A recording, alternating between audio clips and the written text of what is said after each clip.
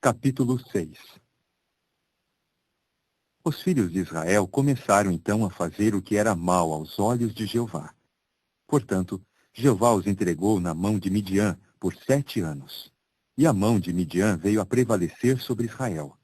Por causa de Midian, os filhos de Israel fizeram para si os depósitos subterrâneos que estavam nos montes, e as cavernas, e os lugares de difícil acesso.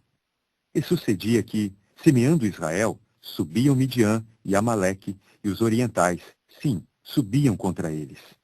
E acampavam-se contra eles e arruinavam a produção da terra, por toda a extensão até Gaza, e não deixavam restar nem sustento, nem ovídio, nem touro, nem jumento em Israel. Porque subiam eles e seu gado com as suas tendas. Vinham tão numerosos como os gafanhotos, e tanto eles como seus camelos eram sem número, e entravam no país para arruiná-lo. E Israel ficou muito empobrecido por causa de Midian, e os filhos de Israel começaram a clamar a Jeová por socorro. E sucedeu que, por terem os filhos de Israel clamado a Jeová por socorro por causa de Midian, Jeová passou a enviar um homem, um profeta, aos filhos de Israel e a dizer-lhes: Assim disse Jeová, o Deus de Israel: Fui eu que vos fiz subir do Egito, e assim vos fiz sair da casa dos escravos. De modo que vos livrei da mão do Egito e da mão de todos os vossos opressores, e eu os expulsei de diante de vós, e vos dei a sua terra. Ademais, eu vos disse: Eu sou Jeová, vosso Deus. Não deveis temer os deuses dos amorreus em cuja terra morais. E vós não escutastes a minha voz. Mais tarde veio o anjo de Jeová e se sentou debaixo da árvore grande que havia em Ofra, que pertencia a Joás, o abiesrita, enquanto Gideão, seu filho, estava malhando trigo no lagar de vinho, para pô-lo depressa fora da vista de Midian. Apareceu-lhe então o anjo de Jeová e disse-lhe: Jeová está contigo, ó valente, poderoso. A isso Gideão lhe disse: Perdão, meu senhor, mas se Jeová está conosco, então por que nos sobreveio tudo isso, e onde estão todos os seus atos maravilhosos que nossos pais nos relataram, dizendo: Não foi do Egito que Jeová nos fez subir? E agora Jeová nos abandonou, e ele nos entrega na palma da mão de Midian. Em vista disso, Jeová se virou para ele e disse: Vai neste teu poder, e certamente salvarás a Israel da palma da mão de Midian. Não te envio eu? Ele lhe disse, por sua vez: Perdão, Jeová. Com que salvarei a Israel? Eis que o meu milhar é o mínimo em Manassés, e eu sou o menor na casa de meu pai.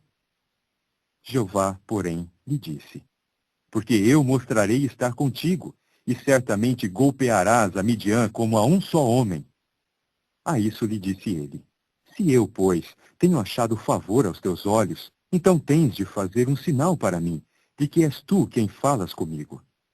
Por favor, não te afastes daqui até que eu venha ter contigo e te tenha trazido meu presente e o tenha colocado diante de ti. Ele disse, pois: Eu, da minha parte, ficarei sentado aqui até que voltes. E Gideão entrou e passou a aprontar um cabritinho, e de um efa de farinha, pães não fermentados.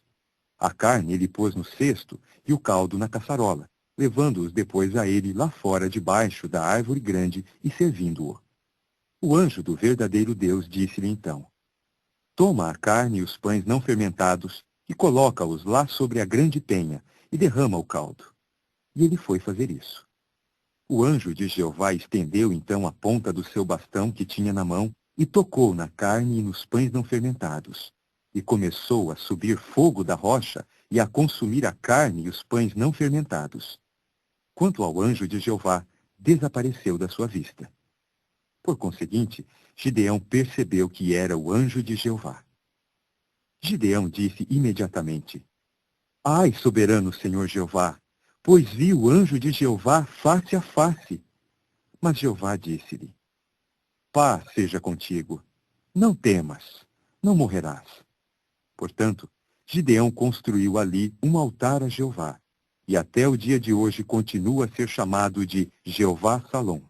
Ainda está em Ofra dos Abiesritas.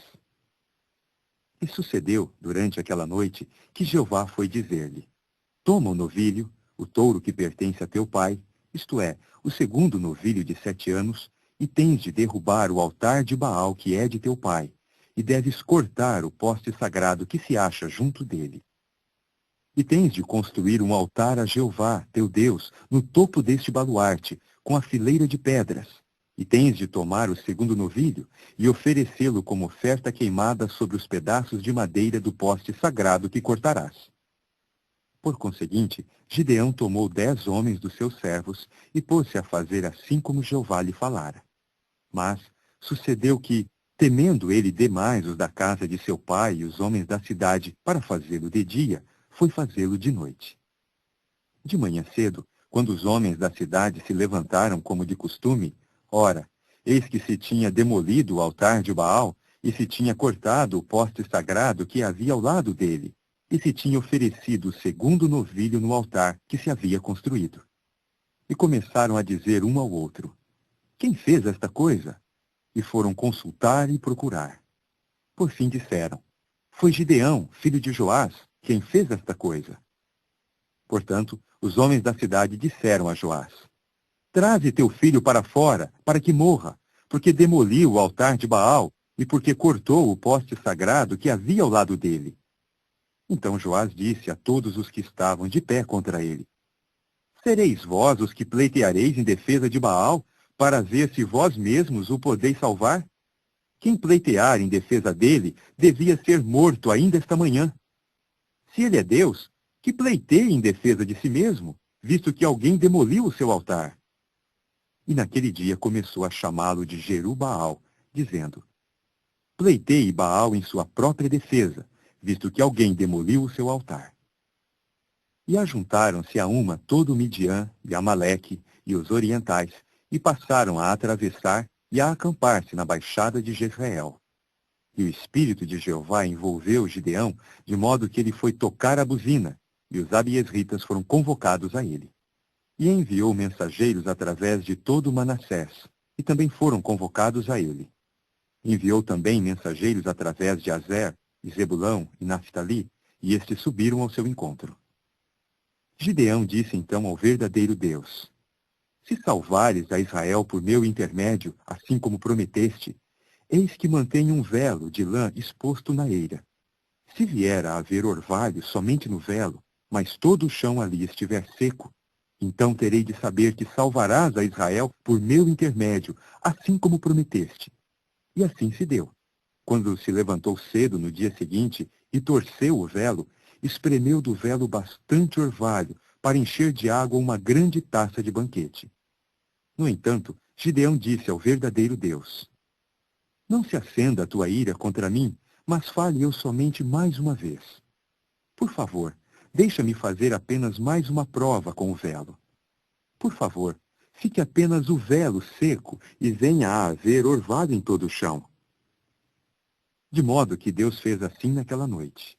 E só o velo ficou seco, e em todo o chão veio a haver orvalho.